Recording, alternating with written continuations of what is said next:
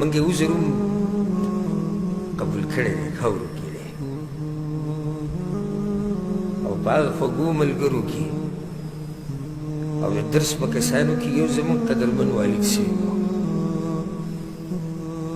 چې هغه به همیشه زموږ سره په دې درس کې ناست و او زموږ دپاره اوچت مشر یو اوچت انسان هغه هم په دې درسونو کې بیا نصیب نه هغه هم په خاورو کې پروت دی په مخه به ما ته دا وي درسونه به بیا کله شروع کېږي کله به جوماتونه کولاوي کله به درسونه شروع کېږي د هغه خوږ والد صاحب هغه خوږ او دروند مشر زموږ د درسونو پوخ ملګری ډېر لوی کمی یې موږ ته په درسونو کې پرېښود موږ ته په ژوند کې هغه په ټولو خاورو کې پروت دی د دې وخت نه فایده اخیسته ارمانونه د هغه په زړه باندې وو دا یې زړه کې و چې بیا به جومات ته ځم او دا یې په زړه کې و چې بیا به درس ته کښېنم درسونه هغه د هغه اخرنی درس او هغه منځونه د هغه په جومات کې اخرني منځونه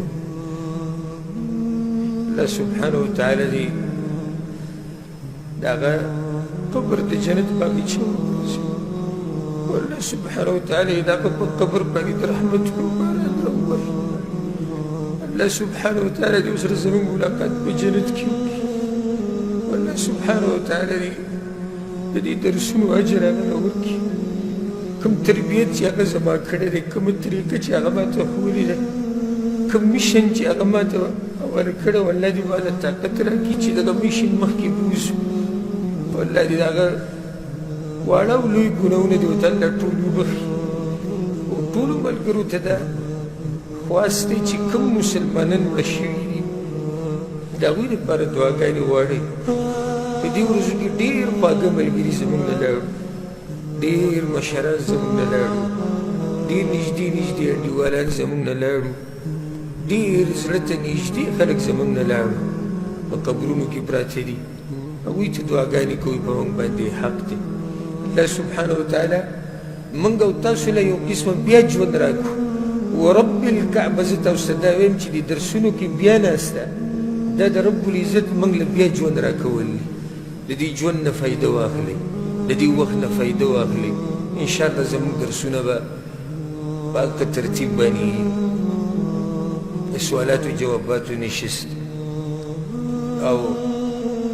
د قیامت علامات مشکات درس د قرآن کریم درس او د جاهلیت مسلې او د جمعې په ورځ سیرت نبوي انشاءالله په دې ترتیب باندې به د الله په توفیق سره بیا روان یو الله دې څومره مسلمانان چې مړه شوي دي رب العالمین دې ټول وبخي او کوم چې د کرونا په دې بیمارۍ کې مړه شوي دي الله دې شهیدان وګرځوي کوم چې هسې مړه شوي دي رب العالمین دې هغوی ته هم بخښنه وکړي کوم چې بیماران دي په هسپتالونو کې دي الله دې ورله روغ صحت ورکړي کوم چې روغ دي الله دې هغوی په امن او امان کې ساتي او الله سبحانه وتعالی دې موږ له مرګ په هغه وخت کې راولي چې کله الله زموږ نه راځي او الله دې موږ له مرګ په هغه وخت کې راولي چې موږ په قرآن او په حدیث باندې مضبوط یو هذا والله أعلم وصلى الله وسلم على نبينا محمد وعلى آله وصحبه أجمعين